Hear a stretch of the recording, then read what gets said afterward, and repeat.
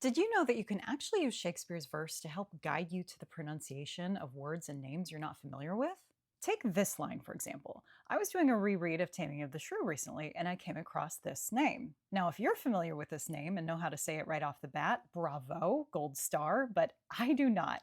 I have a footnote that she's a legendary Assyrian queen, but that's about all I know. So just looking at it, my first guess is maybe Semiramis, maybe? But since this line is written in verse, the verse can at least guide me to which syllables I need to emphasize. Now, this isn't foolproof. Sometimes Shakespeare does write irregular lines, but always assume that a line of iambic pentameter scans regularly before you look for a more complicated explanation. And if you want more information on this, go to my bio and download my free guide to Shakespeare's verse. So, if we assume that this line scans regularly, bum bum bum bum bum bum bum bum bum bum, we see that the emphases fall on the second and fourth syllables, Semiramis, on purpose trimmed up for Semiramis. And if you want to double or triple check that pronunciation, just to be sure, here's what you're going to do.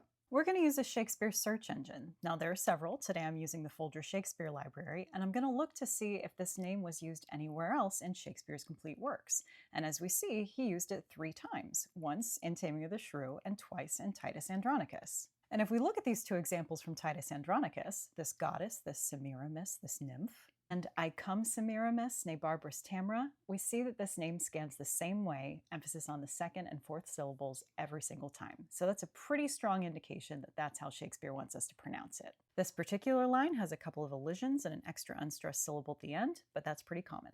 This comes in really handy because some editions of the plays have pronunciation guides in them, but most don't. And especially if you're sight reading, just saying these lines out loud on the spot for the first time, you don't have time to look up the pronunciations. So knowing this can help make saying these unfamiliar words and names feel a little less daunting. Again, this only works with Shakespeare's verse, not his prose, and you can tell the difference by how it's laid out on the page. Verse is a line to the left like this, and each line begins with a capital letter, whereas prose is laid out on the page in a big block like this.